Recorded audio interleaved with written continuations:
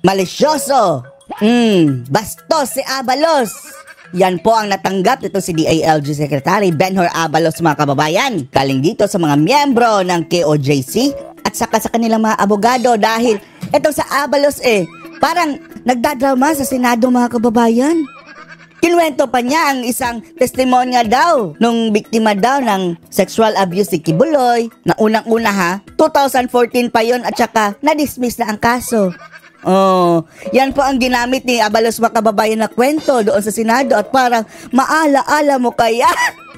Medyo maiiyak pa si Abalos habang nagkikwento, mga kababayan. At yun ang kanyang ginamit para ma-justify niya ang excessive force daw di umano ng kanilang grupo para huliin si Kibuloy. Nagpadala ng mga batalyon ng Special Action Force sa Davao City na hanggang ngayon hindi pa nahuli.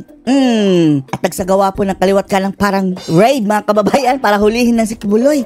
Yan daw ang kanyang justification. Kaya kaliwat kanan na supalpal etong si Abalos, mga kababayan. Panoorin po natin, ha? Kahit isa sa allegation na binasa ni Secretary Abalos kay dito sa Senado, kay sa korte nang galing, malicious bastos yun nang galing sa bibig niya.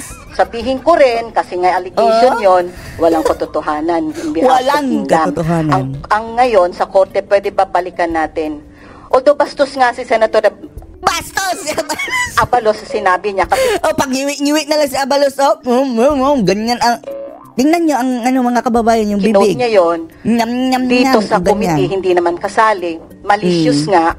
Malicious. Pwede po, balikan natin kung excessive ba yung force na ginamit nung June 10 kasi nandito yung ground commanders at nililihis kasi ni Abalos, mga kababayan, yung istorya. Sa halip, mga kababayan, na pag-usapan yung excessive force na padala ng Special Action Force para dito lang kay Kibuloy, na hindi pa nahuli na ilang buwan na, ay yung sinabi niya, yung testimonya pa, mga kababayan, ng biktima ng panggagahasa daw di umano ni Kibuloy, 2014 ang kaso tapos na-dismiss na at muling binuhay sa korte. Kung legal ba ang pagpatong ng 10 million pesos sa ulat. Sinabi pa ni Secretary Abalos na wala siyang nahawakang pera, meron lang daw tumulong. Diba ang tanong namin noon, sino itong private citizen na tumulong para mahuli si Pastor? May galit ba siya kay Pastor? Meron ba siyang, gusto ba niyang kunin si Pastor at patayin si Pastor? Kasi ang purpose sila, mga kababayan, is kamkamin ang mga ari-arian ni Kibuloy na sobrang dami. Gusto nilang i-forfeit, mga kababayan. And you put a bounty of 10 million pesos sa ulo ng isang tao na hindi convicted na kahit anumang korte dito sa pamahalaan o dito sa ating bansa. Yun nga, mas naman sa pinakamasahol na terorista at killer dito sa bansa.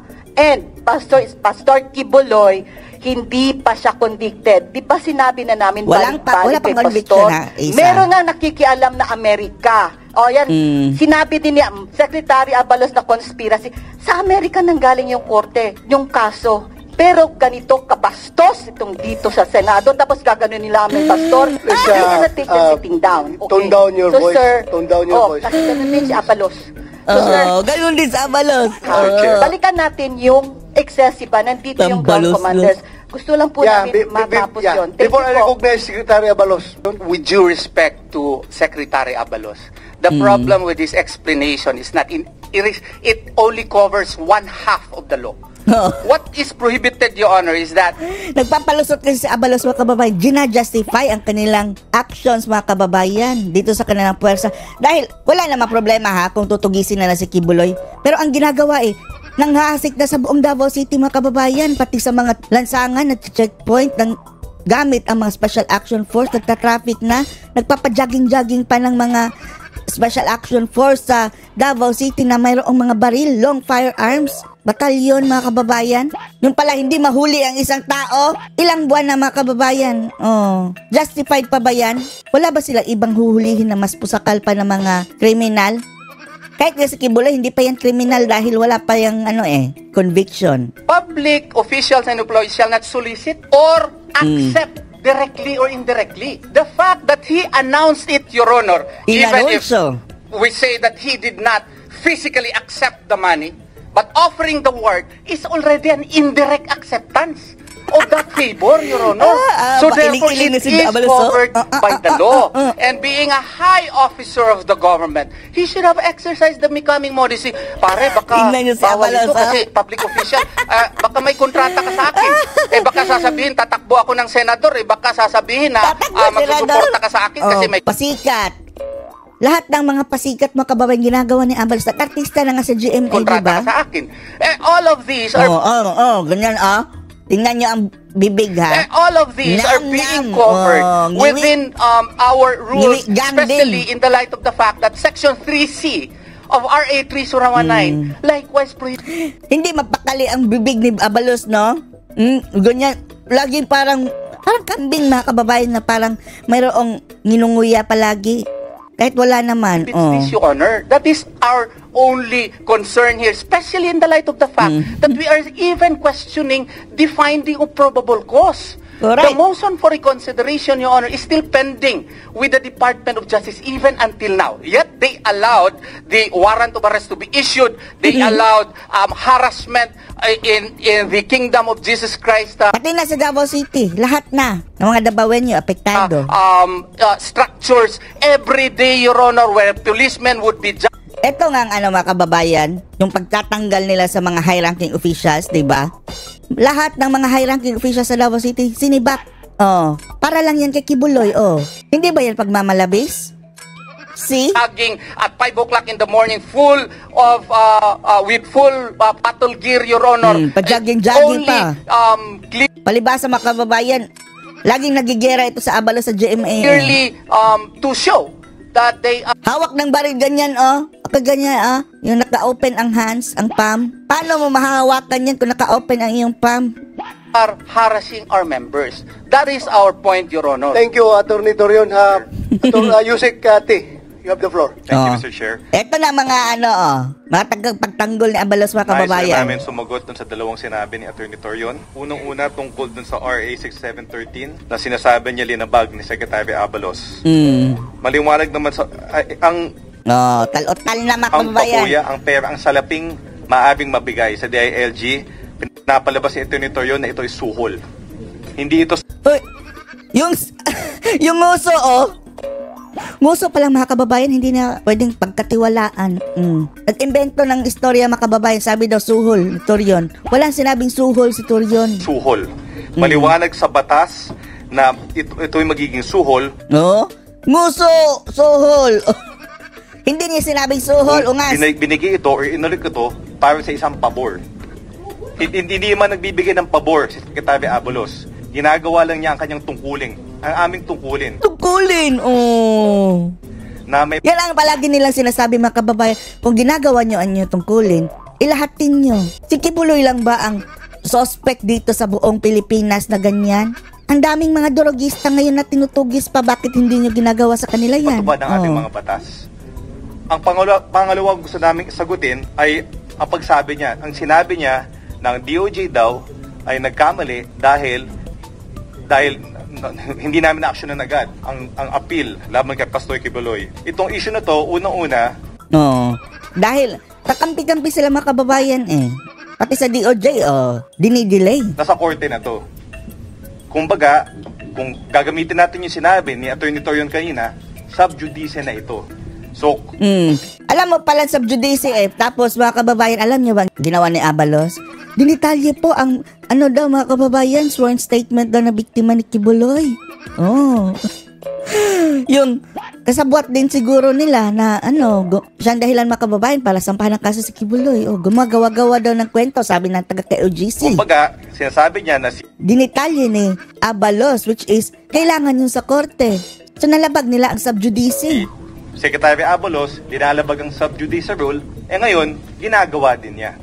At bukod doon, Ginagawa daw ni Torion? Are you sure? nag-issue ng warrant of arrest laban kay Pastor Kibuloy.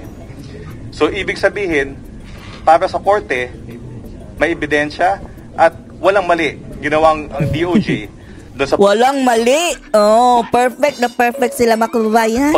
sa pagdesisyon sa kaso ni Pastor Kibuloy. Bakit kasi itong sina Abalos, sina Boying Rimulya nandyan, Yung mga personalidad na ito mga kababayan, hindi talaga mapagkakatiwalaan. Sa totoo Yun lang lang. po, Mr. Chair. If I may, Your Honor. Thank you, Authority.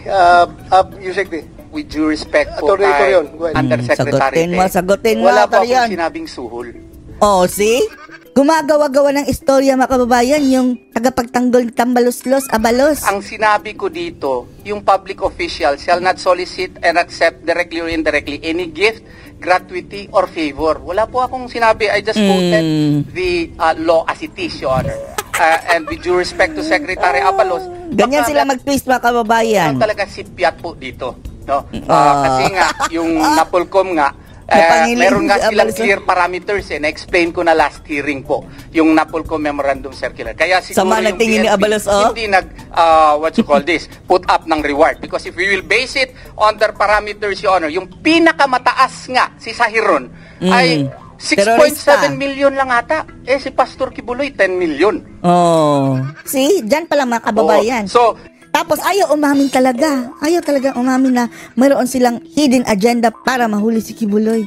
Oh. even if we base it upon the parameters of the Napolcom Memorandum Circular, which actually has its own committee, Your Honor, committee on reward. No, they have their generals who will discuss these matters and apply the parameters before they would come up with the reward. They did not even put up that reward. Why? Because Pastor Apollo Kibuloy would not fit into the parameters set by the Napolcom Memorandum Circular. Tapos si Abalos, 10 million. And then, sinabi ko na nagkamali ang DILG. Hindi po ako nagsabi nagkamali. Although, nag-file kami ng motion for reconsideration po sa DILG kasi sa tingin po namin, medyo kailangan po yun wastuhin. Pero yung sub judice rule, alam ko po na si Undersecretary, alam niya na if you are only discussing as to what happened, as to the procedural incidents of the case, that's not sub judice. Ang likot ng bibig ni Abalos, no? Laging ganyan. But if he has a jurisprudence, may mga twitching ba? Twitching. Hindi naman kagaya ng yung panga talaga, pero parang twitching.